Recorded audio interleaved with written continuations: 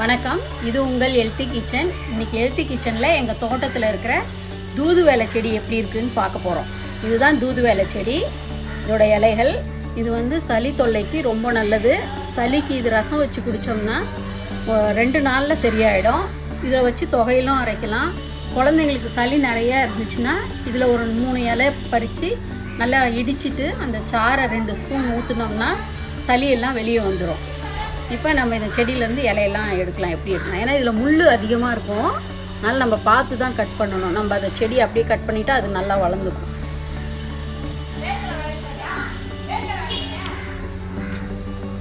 பச்சை மிளகாய் செடி இது பாருங்கள், மிளகா காய்ச்சிருக்கு. நம்ம ரசத்துக்கு வேண்டிய 2 பச்சை மிளகாயும் எடுத்துக்கலாம்.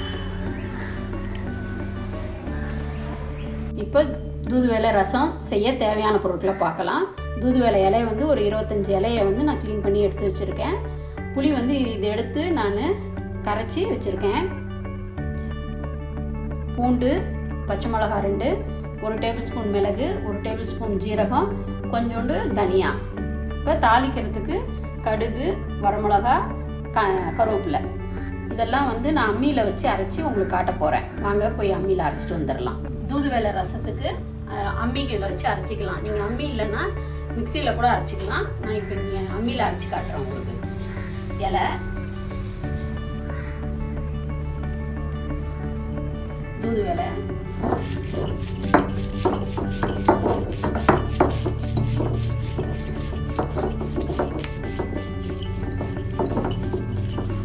அரைச்சி செஞ்சால் ரொம்ப டேஸ்டாக இருக்கும்.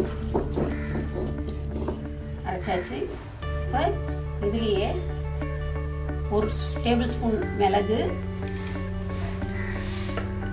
1 டேபிள் ஸ்பூன் ஜீரகம், கொஞ்சோண்டு தனியா,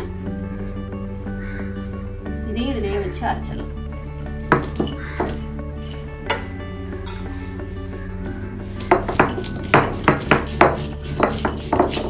குழந்தைங்களுக்கெல்லாம் சளி பிடிச்சிருந்துச்சுன்னா நல்லா சுடு சாதத்தில் இந்த ரசத்தை ஊற்றி 4 வாய் சாப்பிட்டா கூட போதும்.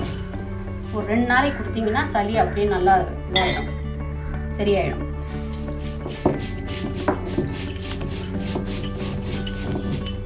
இந்த மாதிரி அரைச்சாவே போதும். இப்போ 2 பச்சை மிளகா, 4-5 பூண்டு வச்சுக்கலாம். குழந்தைங்களுக்கு கொடுக்கும்போது பச்சை மிளகா வைக்காமையே அரைச்சிக்கோங்க, இல்லை 1 பச்சை மிளகா வச்சும் அரைக்கலாம். தட்டிக்கிட்டா போதும். இப்போ நம்ம இதை எடுத்துக்கலாம். அடுப்பில் ஒரு மண் சட்டி வச்சுக்கோங்க.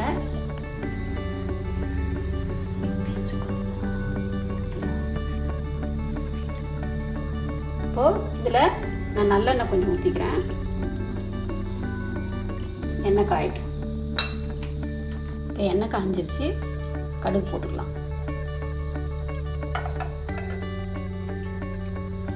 கடுகு பொரிஞ்சிருச்சு. இப்போ நம்ம காஞ்ச மிளகாய் போட்டுடலாம். அதுக்கப்புறம் கருவேப்பிலை போட்டுடலாம். அதுக்கப்புறம் நம்ம அந்த அம்மியில் அரைச்ச விழுதை போட்டுடலாம்.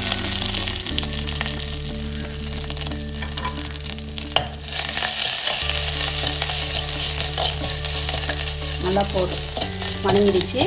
இப்போ நம்ம புளி தண்ணி ஊற்றிடலாம்.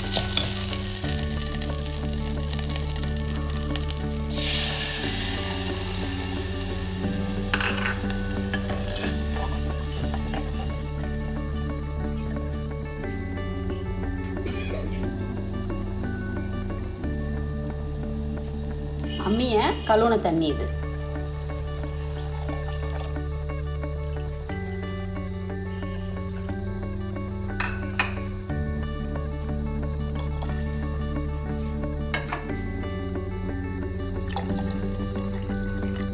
நம்ம எல்லா புளி தண்ணி இதெல்லாம் சேர்த்துனா ஒரு 1/2 லிட்டர் தண்ணி வரும்.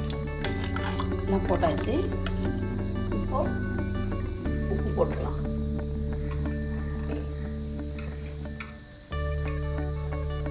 நல்லா இவ்வளோ உப்பு போட்டுக்கலாம்.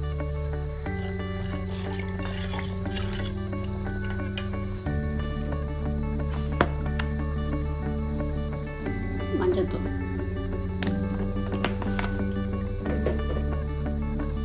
பெருங்காயம், இப்போ நல்லா நுர கட்டி வரும்போது நம்ம நிறுத்திடலாம். நுர கட்டினோடனே இறக்கிடலாம். இது மண்பானைங்கிறதுனால நுர வரும்போதே கொதி வந்ததுனால நான் அடுப்பை ஆஃப் பண்ணிட்டேன். இப்போ சுவையான தூதுவளை ரசம் ரெடி ஆயிடுச்சு.